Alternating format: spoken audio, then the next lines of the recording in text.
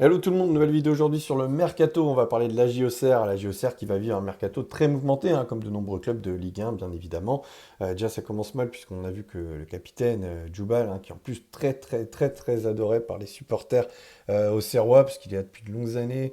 C'est vraiment un mec fidèle au poste, c'est un super joueur, on l'a encore vu cette année en Ligue 1, on a vu qu'il était largement au niveau, et bon, bah, il va donc rallier la Russie, et plus précisément Krasnodar, hein. Il a la possibilité de tripler son salaire à 31 ans. C'est un choix qui se respecte, hein, même si on peut le commenter, on pourra dire ce qu'on veut, quelque part il faut aussi le respecter. Puis je lui rends hommage parce que c'est clairement un joueur qui a apporté énormément à la JOCR. Et donc pour le remplacer, l'insider Mohamed Toumachter parle de Lucas Perrin. Alors Lucas Perrin, je pense que vous connaissez, formé à l'Olympique de Marseille, révélé du côté de Strasbourg. Puis bon, bah, là, il était à Hambourg en deuxième division allemande. Il a été prêté au Cercle Bruges où il a fait une très belle saison, hein, en première division belge. Là, j'ai vu que le Cercle Bruges avait une option d'achat à 750 000 euros qu'ils vont a priori lever. Et donc, si l'optique pour eux, enfin le but pour eux, pardon, c'est de faire une plus-value express, on va dire, bon, bah, ils vont forcément essayer de le vendre 2 à 3 fois plus que le montant de cette option d'achat. Donc, on peut imaginer une vente à 2 3 millions d'euros, Lucas Perrin. Donc, si c'est lui qui est prédestiné à venir succéder à Djoubal dans la charnière centrale à Auxerre, bah, c'est vrai que ça peut être un profil intéressant. En plus, c'est un joueur qui connaît bien le championnat de France. Et puis à ce prix-là, bon, bah, je pense que ça pourrait ne pas, ça devrait pas poser de problème à la JOCR. Après, voilà, dans le secteur offensif, on sait qu'il va y avoir énormément de mouvements. C'est là où c'est un petit peu casse-gueule quand même, hein.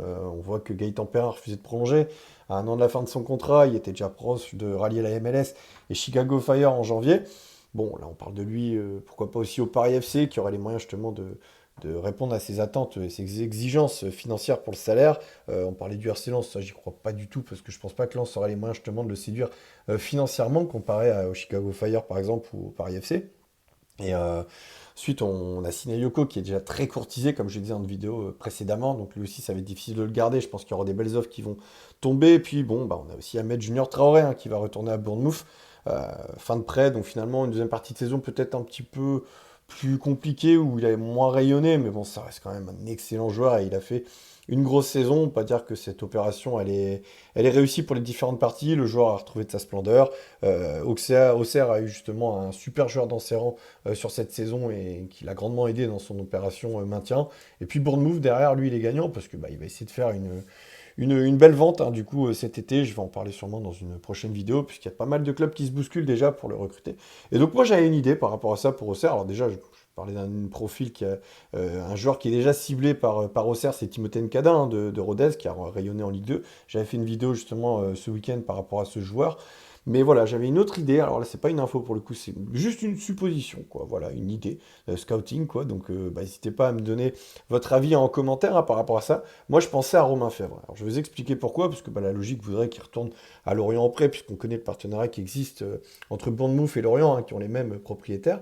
Et moi, je m'étais dit qu'un mec comme Romain Fèvre, qui connaît bien la Ligue 1, qui reste quand même sur une saison très compliquée, pour ne pas dire ratée, du côté de Brest, où il s'est peut-être vu trop beau. Il y avait la Ligue des Champions, il retournait chez lui à Brest, là où il avait cartonné, il avait explosé.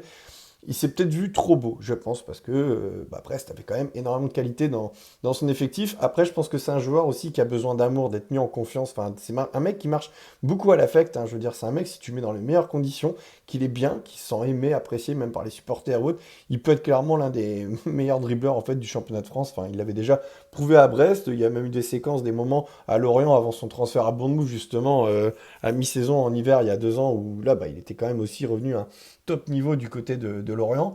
Donc, moi, je me dis que justement, c'est un mec qui marche à l'affect, au mental. Enfin, quoi de mieux que la GIA, quoi.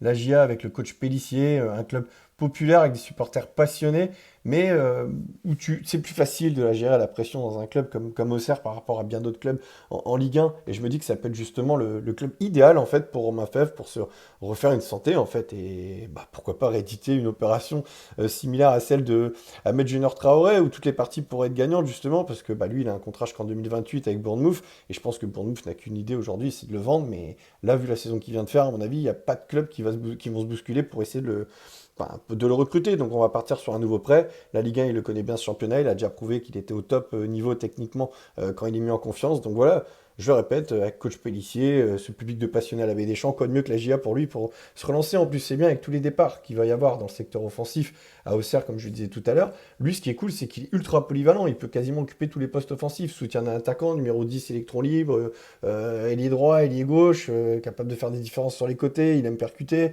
Il sait aussi créer, quoi, amener justement ses phases offensives. Tu vois, c'est un joueur qui est vraiment, qui a plein de qualités, qui a une bonne vision de jeu. Enfin, moi, je l'aime bien. Je veux dire, encore une fois, si on se fie à cette saison en cours là du côté de Brest, on peut dire que ça a tout d'une mauvaise idée, ça je vous l'accorde.